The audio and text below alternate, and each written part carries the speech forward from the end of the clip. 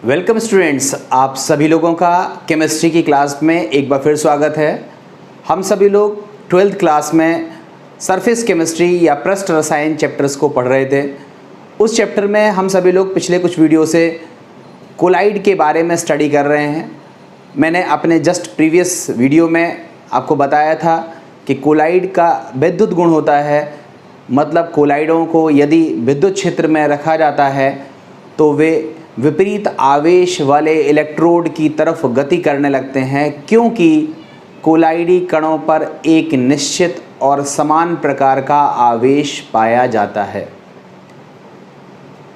यदि कोलाइडी कणों पर धनावेश होगा तो वो ऋण इलेक्ट्रोड की तरफ गति करेंगे, यदि ऋण आवेश पाया जाएगा तो वो धन इलेक्ट्रोड की तरफ गति करेंगे, और इस घटना को हम बोलते हैं वैद्युत कण संचलन, जिसको हम बोलते हैं इलेक्ट्रोफोरेसिस। ये मैंने आपको पिछले वीडियो में बताया था। बहुत सारे बच्चे ऐसे हैं जो बहुत इरेगुलर हैं, रेगुलर वाले बच्चों की बात नहीं कर रहा हूँ मैं। वो बच्चों से मेरा रिक्वेस्ट है कि देखो, दिन का केवल एक वीडियो रहता है। अगर आप ईमानदारी से आधा घंटे 1 घंटे सीरियसली बैठ कर के पढ़ाई करते हो तो आप पिछड़ोगे नहीं। बाकी मर्जी आपकी है, पढ़ना आपको है।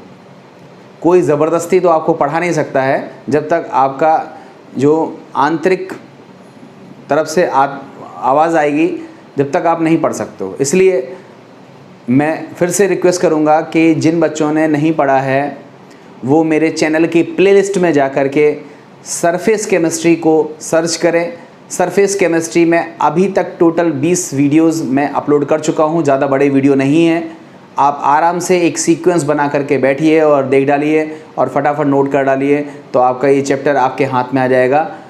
इसका एक भी नंबर आपका बाहर नहीं जाएगा, जितना मैं पढ़ा रहा हूँ उतने में से 100% आ जाएगा।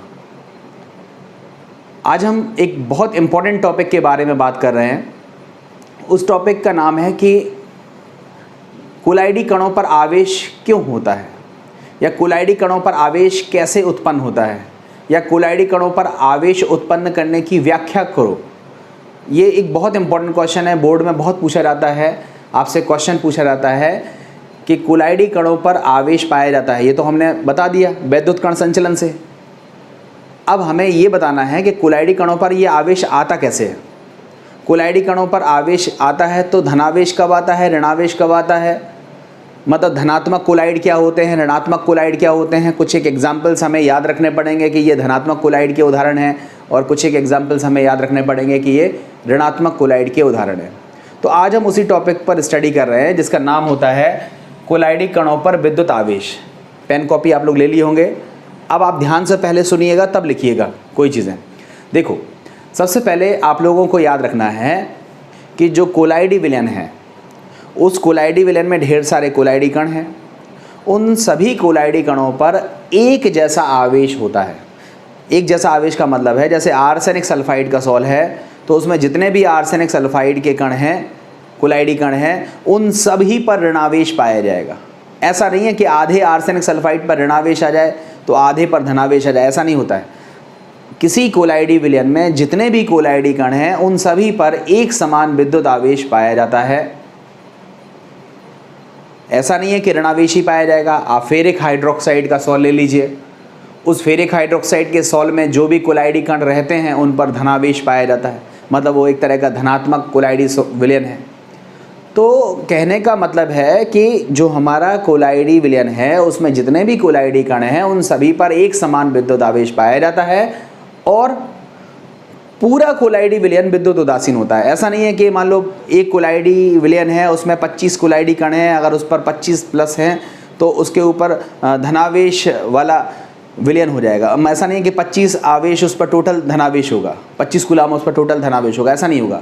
मतलब कोलाइडी कणों पर आवेश है मगर संपूर्ण कोलाइडी विलयन क्या होता है, विद्युत उदासीन होता है। जैसे हमने आपसे बोला कि प्रोटॉन है, नाभिक है, नाभिक पर मान लो 5 इकाई धनावेश है, मगर जब हम परमाणु को देखते हैं तो परमाणु क्या होता है, विद्युत उदासीन। क्यों? क्योंकि नाभिक में है 5 प्रोटॉन और उसके चारों ओर इलेक्ट्रॉन कितने चक्कर लगा रहे हैं, 5। तो 5 प्लस हो गया, 5 माइनस हो गया, एंड फाइनली जो ओवरऑल अगर हम किसी परमाणु की बात करें तो वो क्या होता है, विद्युत उदासीन होता है। तो उसी तरह से पहला पॉइंट आप याद करके रखिए कि जो कोलाइडी विलयन होते हैं उनमें जितने भी कोलाइडी कण होते हैं उन पर एक समान विद्युत आवेश पाया जाता है। किंतु संपूर्ण कोलाइडी विलयन, कोलाइडी कण हो गया ना, अब किंतु संपूर्ण कोलाइडी विलयन क्या होता है, विद्युत उदासीन होता है। अब हम बात कर लेते हैं कि कोलाइडी कणों पर आवेश कैसे आता है। तो देखो, कोलाइडी कणों पर आवेश कई तरह से आ सकता है। कई तरह से कैसे आ सकता है, कुछ एक पुरानी बातों के बारे में हम बात कर रहे हैं, ठीक है। कोलाइडी कणों पर आवेश कई तरह से आ सकता है। सबसे पहला तरीका होता है, जैसे आपको पता होगा, जैसे हम थोड़ी देर के लिए कोई स्केल ले लेते हैं, उस स्केल को अपने सर से बहुत तेज़ी से रगड़ दीजिए, और रगड़ने के बाद आप कागज़ के छोटे छोटे टुकड़े ऐसे डाल दीजिए और उस पर स्केल को पास में ले जाइए, तो वो कागज़ के जो टुकड़े हैं वो स्केल से आकर के क्या होते हैं, चिपक जाते हैं। आपने पढ़ा होगा ना, आवेश रगड़ने से भी उत्पन्न हो जाता है। तो आप सेम चीज़ देखो, हमने कोलाइडी विलयन बनाए और कोलाइडी मिल में पीस के बनाए, मतलब हमने कोलाइडी विलयन को बनाने के लिए हमने एक विधि पढ़ी थी ना, आपको पता होगा, परिक्षेपण विधि। उसमें हम लोगों ने पढ़ा था यांत्रिक परिक्षेपण विधि, इसलिए कहा था पिछले वीडियोस देख लो। यांत्रिक परिक्षेपण विधि में हमने कोलाइडी मिल में कोलाइडी कणों को बनाया था पीस करके। तो जब पीसते हैं, मतलब रगड़ उत्पन्न होती है, तो उससे उत्पन्न हो जाता है आवेश। कुछ लोगों का मानना है कि अगर हम यांत्रिक परिक्षेपण लगाते हैं तो वो रगड़ने की वजह से कोलाइडी कणों पर आवेश आ जाता है, कुछ लोगों का मानना है। कुछ जगहों पर सही भी है।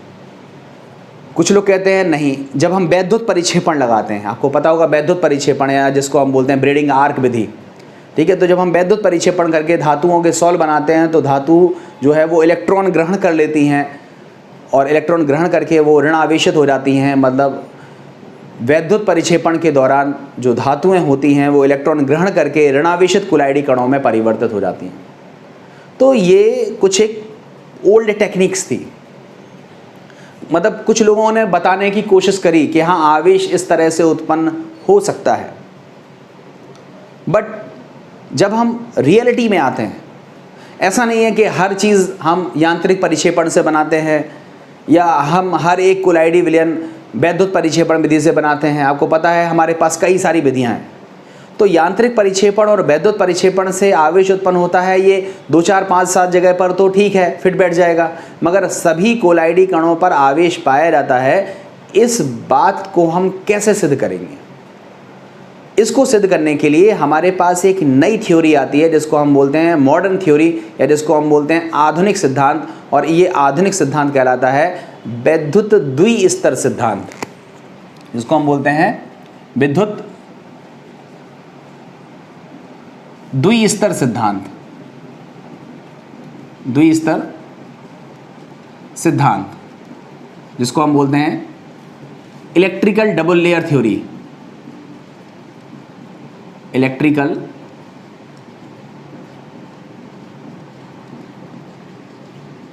Double layer theory.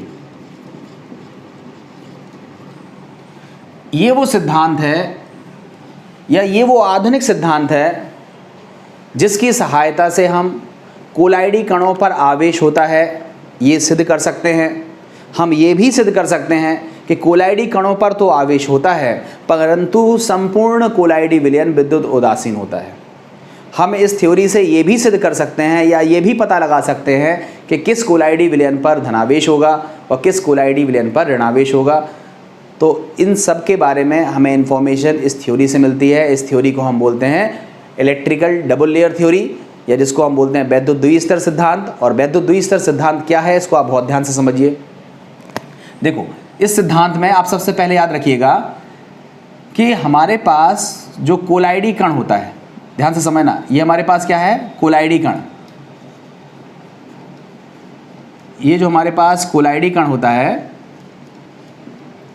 ये परिक्षेपण माध्यम से, कहां से, परिक्षेपण माध्यम से किसी एक आयन को अपनी सतह पर अधिशोषित कर लेता है। बहुत ध्यान से समझना, मैं बिल्कुल वर्डिंग्स में डेविएट भी नहीं हो रहा हूं। आप बिल्कुल वर्ड टू वर्ड ऐसा लिख सकते हो जैसा मैं बोल रहा हूं। वैद्युत द्विस्तर सिद्धांत के अनुसार होता क्या है कि जो कोलाइडी विलयन में जो कोलाइडी कण होते हैं वो कोलाइडी कण परिक्षेपण माध्यम से किसी विशेष आयन को अपनी सतह पर अधिशोषित कर लेते हैं। और ये जो आयन अधिशोषित हो रहे हैं, इससे जो लेयर बन रही है इसको हम बोलते हैं प्रथम परत, इसको बोलते हैं फर्स्ट लेयर।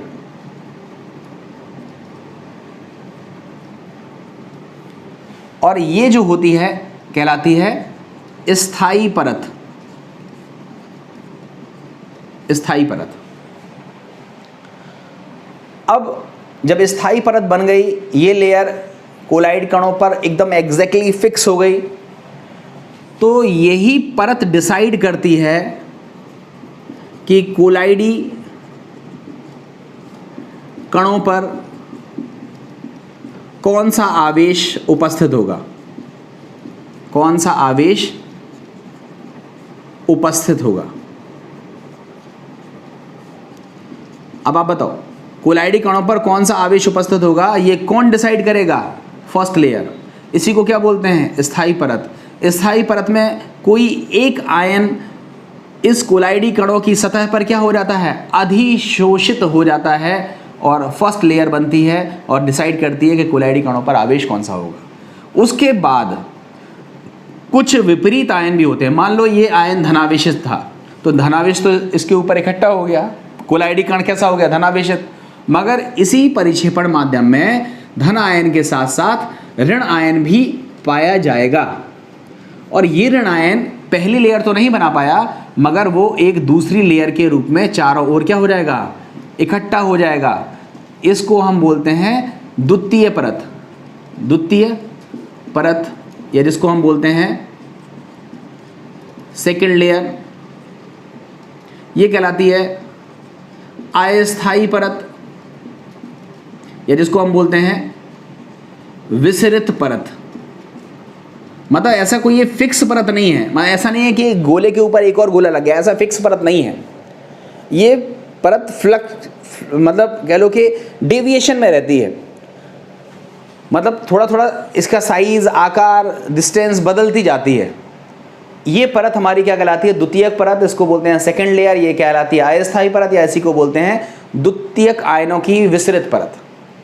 तो देखो ये परत कौन सी है? मान लो ये धनावेशित है और ये कौन सी परत है? ऋणावेशित है। तो ये धन की एक प्लेट हो गई, ऋण की एक प्लेट हो गई। तो आपको पता है धन प्लेट और ऋण प्लेट के बीच में एक वोल्टेज या विभव काम करेगा, इसको हम बोलते हैं जीटा विभव। जीटा विभव। इस पहली परत से डिसाइड क्या हो रहा था कि कोलाइडी कणों पर आवेश है, और द्वितीय परत के स्थापित हो जाने से हमारा जो संपूर्ण कोलाइडी विलयन है वो क्या हो जाता है? विद्युत उदासीन हो जाता है। जैसे नाभिक में धनावेश है, मगर इलेक्ट्रॉन के बराबर संख्या में चक्कर लगाने से वो जो परमाणु बनता है वो क्या कहलाता है? विद्युत उदासीन। उसी तरह से पर्टिकुलर कोलाइडी कण तो कैसा है? धनावेशित है या ऋणावेशित है, मगर ये जो दूसरी लेयर आ गई इसकी वजह से वो संपूर्ण कोलाइडी कण नहीं बोलेंगे, बोलेंगे संपूर्ण कोलाइडी विलयन, वो कैसा हो जाएगा? विद्युत उदासीन हो जाएगा। तो इस सिद्धांत को हम बोलते हैं विद्युत द्विस्तर सिद्धांत। बहुत ध्यान से समझना, विद्युत द्विस्तर सिद्धांत कंप्लीट हो गया। सिद्धांत आप बोलोगे हाँ समझ में तो आ गया सर, मगर अभी हम इसको यूज़ कैसे करें? यूज़ करना ही तो सीखना है, वही तो हमारा मेन टारगेट है कि हम इसको इस्तेमाल कैसे करते हैं। अभी केवल आपने क्या सीखा कि जो कोलाइडी विलयन होते हैं उनमें जो कोलाइडी कण होते हैं वो परिक्षेपण माध्यम से किसी विशेष आयन को अपनी सतह पर अधिशोषित कर लेते हैं, जिससे एक प्रथम परत का निर्माण होता है जिसको हम स्थायी परत कहते हैं। और यही परत निर्धारित करती है कि कोलाइडी कणों पर कौन सा आवेश उपस्थित होता है। यदि धन आयन अधिशोषित होता है तो कोलाइडी कणों पर धनावेश पाया जाता है, यदि ऋण आयन अधिशोषित होता है तो कोलाइडी कणों पर ऋण आयन पाया जाता है। इस परत के चारों ओर परिक्षेपण माध्यम में शेष बचे हुए विपरीत प्रकार के आयन कोलाइडी कणों पर एक द्वितीय परत का निर्माण करते हैं, जिसको हम अस्थायी परत कहते हैं। और इस अस्थायी परत के बन जाने की वजह से संपूर्ण कोलाइडी विलयन विद्युत उदासीन हो जाता है। इस प्रथम परत और द्वितीय परत जो कि विपरीत आवेशों से मिलकर के बनी होती है, इनके मध्य एक विभव कार्य करता है जिसको हम बोलते हैं जीटा विभव। तो इस तरह से इस सिद्धांत को हम क्या बोलते हैं, इलेक्ट्रिकल डबल लेयर थ्योरी, जो ये प्रूव करती है कि कोलाइडी कणों पर आवेश होता है और संपूर्ण कोलाइडी विलयन विद्युत उदासीन होता है। अब हम सीखते हैं इसके बारे में कुछ एप्लीकेशन। जब हम एप्लीकेशन सीखेंगे तभी हम बता पाएंगे कि इसको हम कैसे सीखते हैं। देखो अब इसको मैं हटा रहा हूँ, आप स्क्रीनशॉट लेकर के आप इसको लिख करके बना लीजिएगा, थोड़ी किताब की हेल्प ले लीजिएगा। देखो अब हम इसके एग्जाम्पल में सबसे पहले सीखते हैं। देखो मैं 4 एग्जाम्पल ले रहा हूँ, फेरिक, हाइड्रोक्साइड, सॉल। सबसे पहले तो आप थोड़ा सा याद कर लीजिए, मैं सिखा रहा हूँ कैसे, प्रूफ कर रहा हूँ आगे। फेरिक हाइड्रोक्साइड सॉल कैसा होता है, तो आप तुरंत याद रखिएगा ये कैसा होता है, धनात्मक कोलाइड होता है, या कहें तो धनात्मक सॉल होता है। धनात्मक कोलाइडी विलयन है, इसको हमने शॉर्ट में लिख दिया धनात्मक सॉल। अब आप बोलोगे धनात्मक कैसे होता है, पहले तो इसको याद कर लीजिएगा। ये ऑब्जेक्टिव में पूछा जाता है कि जो फेरिक हाइड्रोक्साइड सॉल है वह किस प्रकार का सॉल होता है, या निम्नलिखित में से कौन सा धनात्मक सॉल है, उसका आंसर क्या होता है, फेरिक हाइड्रोक्साइड सॉल। अब देखो फेरिक हाइड्रोक्साइड सॉल हम कैसे बनाते हैं ये मैं आपको सिखा चुका हूँ।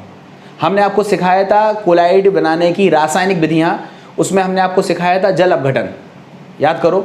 उसमें हमने क्या बोला था कि फेरिक क्लोराइड को अगर हम उबलते हुए जल में बूंद बूंद करके गिराते हैं तो ऐसी सिचुएशन में होता क्या है कि जो फेरिक क्लोराइड होता है वो जल अपघटित हो जाता है, और ऐसी सिचुएशन में हमको क्या मिलता है, फेरिक हाइड्रोक्साइड की प्राप्ति होती है। याद करिए आप, इसको बोलते हैं जल अपघटन। ये कौन सी प्रोसेस है, इसको हम क्या बोलते हैं, जल अपघटन। ये लिखना नहीं है आपको, मैं केवल आपको समझा रहा हूँ, याद दिला रहा हूँ। इसको क्या बोलते हैं, जल अपघटन। तो फेरिक क्लोराइड के विलयन को अगर हम उबलते हुए जल में, उबलता हुआ जल है ये, उबलते हुए जल में अगर हम ड्रॉप बाय ड्रॉप गिराते हैं तो फेरिक क्लोराइड उस उबलते हुए जल के द्वारा जल अपघटित हो जाता है, और हमको क्या मिलता है, फेरिक हाइड्रोक्साइड के कोलाइडी कण मिल जाते हैं जो विलयन में वितरित हो जाते हैं, और वो फेरिक हाइड्रोक्साइड सॉल्व में प्राप्त हो जाता है।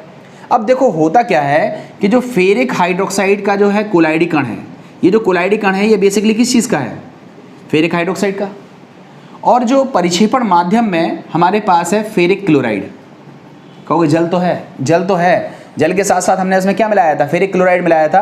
तो ऐसा नहीं है कि हमने जितना फेरिक क्लोराइड मिलाया वो सभी का सभी जल में अपघटित हो गया हो। कुछ एक फेरिक क्लोराइड के ऐसे कण भी होंगे जो जल अपघटित नहीं हुए होंगे। तो हमारे पास जो विलयन है उसमें फेरिक हाइड्रोक्साइड तो कोलाइडी कण के रूप में मौजूद है ही, फेरिक हाइड्रोक्साइड तो कोलाइडी कण के रूप में मौजूद है, जल भी है, और क्या है, FeCl3 भी है। तो देखो होता क्या है कि जो फेरिक हाइड्रोक्साइड का सॉल है या कोलाइडी कण है, इसके चारों ओर पहली परत बनना शुरू होती है। अब पहली परत किसकी बनेगी उसको आप याद रखो, जो आयन कॉमन होता है। बताओ यहाँ पर आयन कौन सा है, Fe, और कौन सा आयन है, OH। तो Fe है और OH है। तो ऐसी सिचुएशन में जो आयन कॉमन होगा, तो कॉमन आयन कौन सा है, Fe। तो इसके चारों ओर जो पहली परत बनेगी वो किसकी बन जाएगी, आप बोलोगे Fe3+ की बन जाएगी। किसकी बन जाएगी, Fe3+ की। बहुत सारे Fe3+ आयन इसके चारों ओर क्या हो जाएंगे, एकत्रित हो जाएंगे। तो आप बताओ पहली परत किसकी बन गई, Fe3+ की।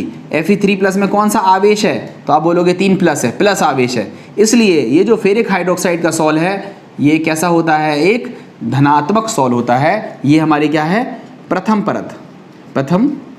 परत है, जिसको हम बोलते हैं स्थायी परत।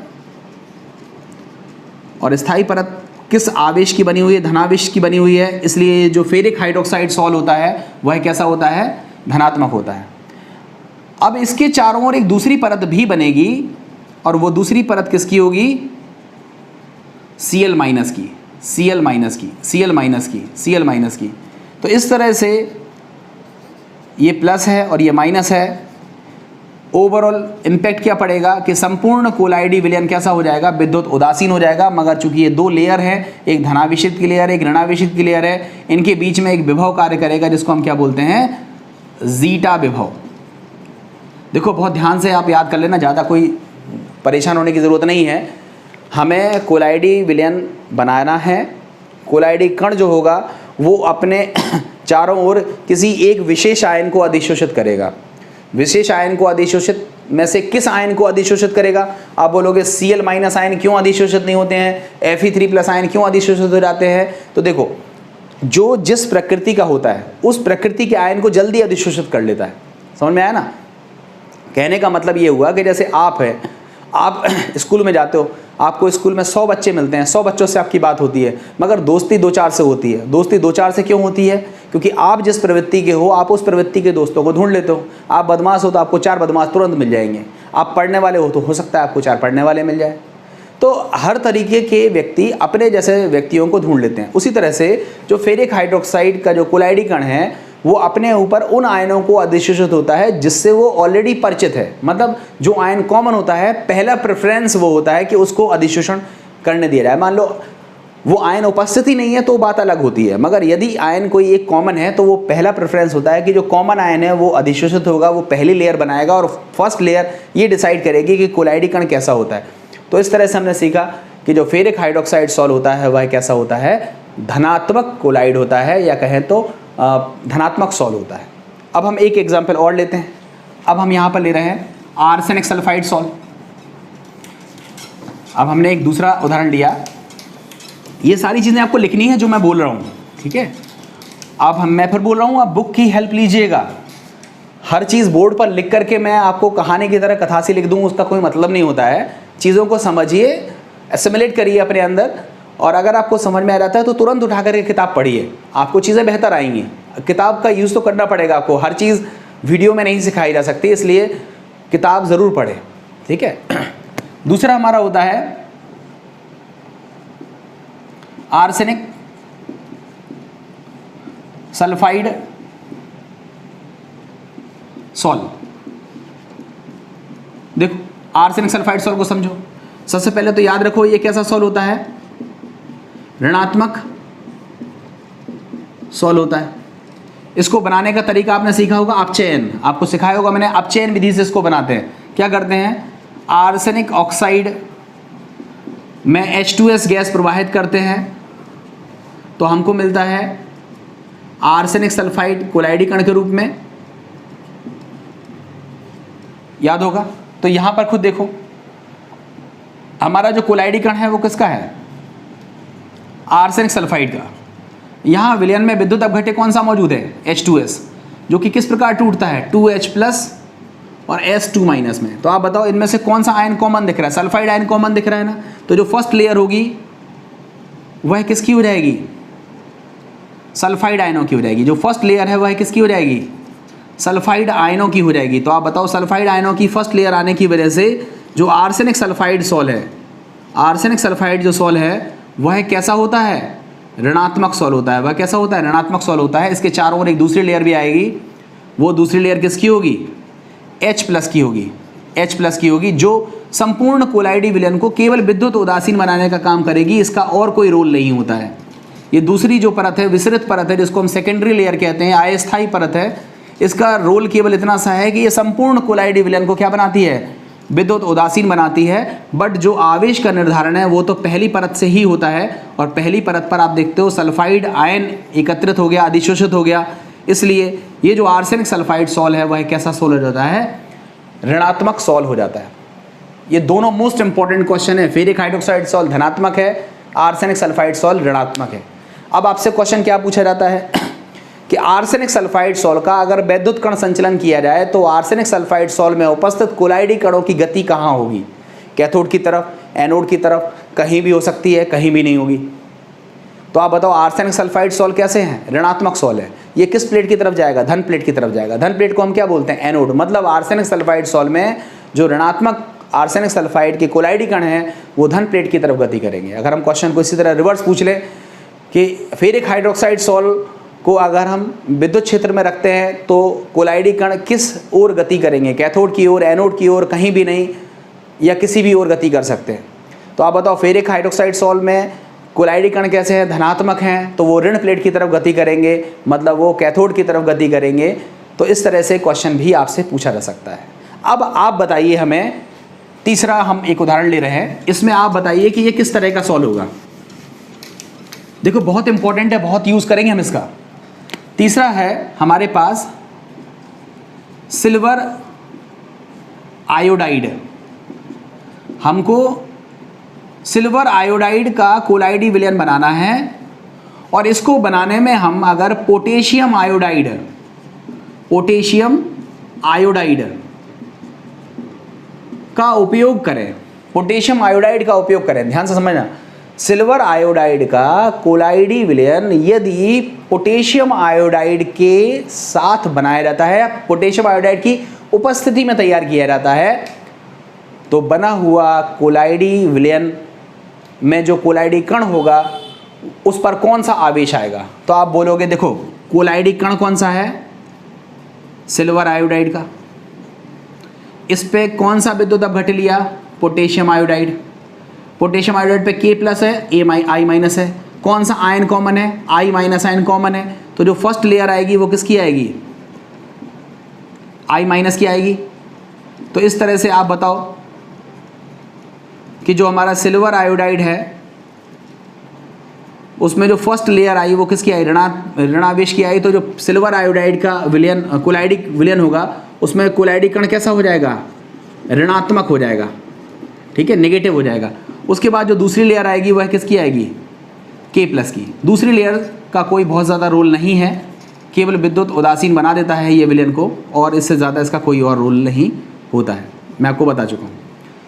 तो आप बताओ सिल्वर आयोडाइड को अगर हम पोटेशियम आयोडाइड की उपस्थिति में कोलाइड तैयार करें तो कौन सा आवेश आएगा?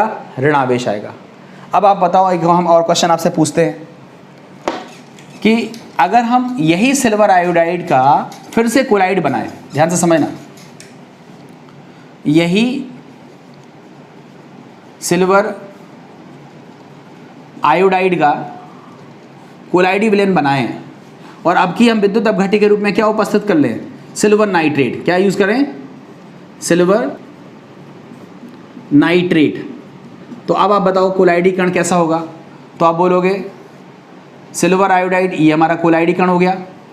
इस पर जो फर्स्ट लेयर आएगी उनमें बताओ कौन सा आयन कॉमन है? Ag प्लस है, NO3 माइनस है। Ag आयन कॉमन है तो इसके ऊपर चारों ओर कौन सी परत आ जाएगी? सिल्वर आयन की परत आ जाएगी। पहली परत कौन सी होगी? धनात्मक परत होगी, और धनात्मक परत होने की वजह से ये जो कोलाइड सिल्वर आयोडाइड का विलयन बनाया है जिसमें हमने AgNO3 का उपयोग किया है, ये कैसा हो जाएगा? धनात्मक कोलाइड हो जाएगा। कैसा हो जाएगा? धनात्मक कोलाइड हो जाएगा। और इसके बाद जो दूसरी परत आएगी वह किसकी आ जाएगी? NO3 माइनस की। क्लियर है? तो आप तुरंत बता सकते हो कि कौन सा धनात्मक कोलाइड है और कौन सा ऋणात्मक कोलाइड है, ठीक है। और इस थ्योरी को हम क्या बोलते हैं? वैद्युत द्विस्तर सिद्धांत है, जिसको हम बोलते हैं इलेक्ट्रिकल डबल लेयर थ्योरी। तो इतने में मुझे लगता है कि आपको दिक्कत नहीं होगी। अब देखो, इसी सब को लिखने का एक शॉर्ट फॉर्मेट देख लेते हैं। हर बार आप ये चित्र बनाओ तो ये पॉसिबल नहीं है कि इतना बड़ा सा चित्र बनाओ, इसलिए अब हम इसको देखो शॉर्ट फॉर्मेट पे कैसे लिखते हैं इसको आप देखो। हमने बोला फेरिक हाइड्रोक्साइड सॉल्व, आप तुरंत इसको ऐसे लिखो, फेरिक हाइड्रोक्साइड। इसके चारों ओर पहली परत किसकी आई? Fe3+ की। उसका दूसरी परत को हम ऐसे डॉटेड कर देते हैं क्योंकि ये सेकेंडरी परत है, और दूसरी परत किसकी आई? Cl- की, या कहो तो 3Cl- की, एक ही चीज़ है। तो अगर हम इतना तरीका लिख देते हैं तो ये किसको रिप्रेजेंट करता है? फेरिक हाइड्रोक्साइड सॉल्व को रिप्रेजेंट करता है, और ये रिप्रेजेंट करता है कि ये धनात्मक कोलाइड है। इतना तरीका लिखने का मतलब ये हुआ। जो भी हमने चित्र बनाया था उस चित्र को ना बना करके केवल इतना लिख देंगे तो बात एक ही है। अब हम कहें आर्सेनिक सल्फाइड सॉल्व को कैसे लिखेंगे, तो आप तुरंत लिखोगे आर्सेनिक सल्फाइड सॉल्व लिखा, AS2S3 लिखा। इसके चारों ओर पहली परत किसकी आई थी? S2- की, और उसके बाद दूसरी परत किसकी आई? 2H+ की। तो आप इसको लिख सकते हो आर्सेनिक सल्फाइड सॉल्व की जगह पे। अगर हम सिल्वर आयोडाइड का पोटेशियम आयोडाइड में सॉल्यूशन तैयार करें तो इसका फॉर्मूला कैसे लिखा जाएगा? AgI, फर्स्ट लेयर किसकी हो जाएगी? I- की, और उसके बाद सेकंड लेयर किसकी हो जाएगी? K+ की। इस तरह से ऋणात्मक कोलाइड तैयार होगा। और अगर चौथा लिखें कि सिल्वर आयोडाइड को हम सिल्वर नाइट्रेट के साथ करते हैं तो AgI के साथ फर्स्ट लेयर किसकी हो जाएगी? Ag+ की हो जाएगी, और उसके बाद सेकंड परत किसकी हो जाएगी? NO3- की। तो इस तरह से हम रिप्रेजेंट कर सकते हैं, और इस रिप्रेजेंटेशन से हम ये देख पाते हैं कि कोलाइडी कणों पर आवेश कैसे होता है, कौन सा होता है, विद्युत क्षेत्र में गति कराएंगे तो अब हम ये निर्णय ले सकते हैं कि वो कैथोड की तरफ गति करेंगे या एनोड की तरफ गति करेंगे। तो इस तरीके से हम कोलाइडी कणों पर आवेश ज्ञात कर लेते हैं और इस थ्योरी से ये भी सिद्ध हो जाता है कि न केवल कोलाइडी कणों पर आवेश होता है बल्कि संपूर्ण कोलाइडी विलयन क्या होता है, विद्युत उदासीन होता है। डायग्राम के फॉर्म में भी आप इसको रिप्रेजेंट कर सकते हो और इस तरह से भी आप इसको रिप्रेजेंट कर सकते हो। तो ये आपका था विद्युत द्विस्तर सिद्धांत या जिसको हम बोलते हैं इलेक्ट्रिकल डबल लेयर थ्योरी, और इसकी सहायता से हम कोलाइडी कणों पर विद्युत आवेश की व्याख्या कर पाते हैं। अब इसके बाद हम कुछ धनात्मक कोलाइड के उदाहरण लिख रहे हैं, कुछ ऋणात्मक कोलाइड के उदाहरण लिख रहे हैं। कुछ एक की व्याख्या तो हमने इससे कर ली, कुछ एक की व्याख्या हम इस थ्योरी पर एग्जैक्टली समझा नहीं सकते हैं, उनको बट याद कर लीजिएगा क्योंकि वो धनात्मक कोलाइड हैं और ऋणात्मक कोलाइड हैं, क्योंकि वो बहुत पूछे जाते हैं कि ये किस तरह का कोलाइड है, निम्नलिखित में से कौन सा ऋणात्मक कोलाइड है, निम्नलिखित में से कौन सा धनात्मक कोलाइड है, ये बहुत पूछा जाता है। तो मैं अब धनात्मक और ऋणात्मक कोलाइड के एक टेबल बना दे रहा हूँ, उस टेबल को आप अच्छे से याद कर लीजिएगा और ये भी ऑब्जेक्टिव क्वेश्चंस में बहुत ज़्यादा पूछा जाता है। तो देखते हैं उस टेबल को। देखो ये हमारे कुछ विद्युत आवेशित कोलाइडी कण लिखे हुए हैं। यहाँ पर मैंने ऋणावेशित कोलाइडों को लिखा हुआ है, ये धनावेशित कोलाइडों को लिखा हुआ है। ये डिफरेंस नहीं है, ये केवल उदाहरण है, मैंने बस दो सारणी बना करके आपको बता दिया है जिससे आप इसको याद कर पाएँ। सबसे पहले तो इसको पढ़ने से पहले मैं आपको बता दूँ कि देखो ये क्वेश्चन ऑब्जेक्टिव में आता है। आपसे क्वेश्चन पूछेगा कि आर्सेनिक सल्फाइड सॉल किस प्रकृति का सॉल है, या आपसे पूछेगा निम्नलिखित में से कौन सा धनात्मक सॉल है, निम्नलिखित में से कौन सा ऋणात्मक सॉल है। तो इस तरीके से बहुत सारे ऑब्जेक्टिव क्वेश्चंस बनते हैं, चाहे वो बोर्ड के हों, चाहे वो नीट के हों, चाहे वो IITs के हों। ये सभी तरह के कॉम्पिटिटिव एग्जामिनेशन में बहुत पूछे जाते हैं और ये जितनी टेबल है मोस्ट इंपॉर्टेंट टेबल है, इसको आप विशेष रूप से जल्दी से याद कर लीजिएगा। मैं देखो याद कराने की कोशिश भी करता हूँ जल्दी। देखो धात्विक सॉल ये ऋणात्मक होते हैं। धात्विक सॉल में कौन सा sol, gold sol, silver sol, platinum sol. आपसे विकल्प में पूछा जाता है कि गोल्ड सॉल किस प्रकृति का है या निम्नलिखित में से कौन सा ऋणात्मक सॉल है। तो गोल्ड, सिल्वर, प्लेटिनम के जो सॉल होते हैं वो ऋणात्मक कोलाइड होते हैं। धातु सल्फाइडों के सॉल अभी भी देखा हमने, arsenic sulphide sol, antimony sulphide sol और कैडमियम सल्फाइड सॉल, ये फेमस हैं। ये तीनों कैसे होते हैं, ऋणात्मक कोलाइड सॉल होते हैं। अम्लीय रंजक ये ज़्यादा इंपॉर्टेंट नहीं है बट फिर भी आप याद कर सकते हैं। अम्लीय रंजक मैंने आपको पहले सिखाया था कि डाई जो होती है उसको बोलते हैं रंजक। वो अम्लीय नेचर की भी हो सकती है, क्षारीय भी हो सकती है। अगर अम्लीय नेचर की है तो उसको बोलते हैं अम्लीय रंजक, और अगर क्षारीय नेचर की होती है तो उसको बोलते हैं क्षारीय रंजक या जिसको बोलते हैं बेसिक रंजक पदार्थ। अम्लीय रंजक के कुछ उदाहरण हैं कॉन्गोरेड और ईओसिन सॉल, ये भी ऋणावेशित होते हैं। और इसके अलावा जो मोस्ट इंपॉर्टेंट है वो याद रखिएगा, स्टार्च जिलेटिन गोंद, ये द्रव स्नेही कोलाइड हैं। द्रव स्नेही कोलाइड का मतलब ये नहीं है कि वो धनात्मक ही होंगे। द्रव स्नेही कोलाइड हैं तो वो धनात्मक ऋणात्मक कुछ भी हो सकते हैं। तो ये स्टार्च जिलेटिन गोंद ये ऋणात्मक कोलाइड होते हैं। सिलिसिक अम्ल मिट्टी मतलब क्ले से मतलब है, तो ये भी ऋणात्मक सॉल हैं। चारकोल ऋणात्मक सॉल है। धुआं सबसे ज़्यादा पूछा जाता है, धुआं किस तरह का कोलाइड है, तो ये ऋणात्मक कोलाइडी विलयन है। स्टार्च ऋणात्मक है, जिलेटिन ऋणात्मक है, गोंद ऋणात्मक है। ये जिन पे गोले लगाए हैं वो ज़्यादा इंपॉर्टेंट हैं। उसके बाद अगर हम धनात्मक की बात करें तो जल योजित धात्विक ऑक्साइड सॉल, इसका फेमस एग्जाम्पल है SnO2 टिन ऑक्साइड। जो टिन ऑक्साइड होता है वो जल योजित मतलब टिन ऑक्साइड .NH2O रहता है, इस तरह से कह सकते हो आप। जल योजित धात्विक ऑक्साइड के जो सॉल होते हैं वो कौन से होते हैं, धनात्मक होते हैं। धातु हाइड्रोक्साइड सॉल में आपने देखा फेरिक हाइड्रोक्साइड का सॉल है, क्रोमियम हाइड्रोक्साइड का सॉल है और एल्यूमिनियम हाइड्रोक्साइड का सॉल है। ये हाइड्रोक्साइड के सॉल हैं, ये भी धनात्मक होते हैं। अम्लीय रंजक तो ऋणात्मक हो गया, तो क्षारीय रंजक कैसा हो जाएगा, धनात्मक। इसके अंतर्गत कौन आएंगे, मैथिलीन ब्लू, बिस्मार्क ब्राउन। ये ज़्यादा इंपॉर्टेंट नहीं है बट फिर भी कभी कभी पूछे गए हैं। हीमोग्लोबिन बहुत पूछा जाता है। हीमोग्लोबिन या कहें तो रक्त किस तरह का सॉल है, तो याद रखिए धनावेशित कोलाइडी कण है। इसी तरह से टाइटेनियम ऑक्साइड भी कैसा होता है, धनात्मक कोलाइडी कण होते हैं इसमें, या धनात्मक सॉल ये होता है। तो ये वो मोस्ट इंपॉर्टेंट क्वेश्चंस हैं जो विकल्प में बहुत पूछे जाते हैं। इसको आप अच्छे से सारणी बना करके याद करिएगा और अभी तक आपने जितना पढ़ा हुआ है उस पर आप थोड़ा एक्सरसाइज करके देखिए। मोर देन 90% एक्सरसाइज अब आपकी सॉल्व होने लगेगी। More than 90% exercise. देखो एक्सरसाइज को आप सॉल्व करना शुरू कर दो क्योंकि ये जो चैप्टर है ये अब हमारे फिनिशिंग मोड पर है। 4 या 5-6 दिन हमारा और लगेगा अगर हम रोज़ एक वीडियोज़ देखेंगे तो तो 5-6 दिन में ये चैप्टर हमारा फिनिश हो जाएगा। और मैं चाहता हूँ कि फिनिशिंग मोड के साथ साथ आप जब इसकी एक्सरसाइज करो तो आपको एक्सरसाइज भी फिनिश होनी चाहिए। आपको लगना चाहिए कि हाँ, हमने जो पढ़ा है वो सार्थक पढ़ा हुआ है और हमारा जो पढ़ना है वो सार्थक है। तो इसको आप साथ में अगर करते चलेंगे तो आपको बहुत फ़ायदा होगा। बाकी मर्जी आपकी है। उम्मीद है ये वीडियो पसंद आया होगा। अपने दोस्तों तक इसको भेजिए, लाइक करिए, कमेंट करिए। Thank you very much.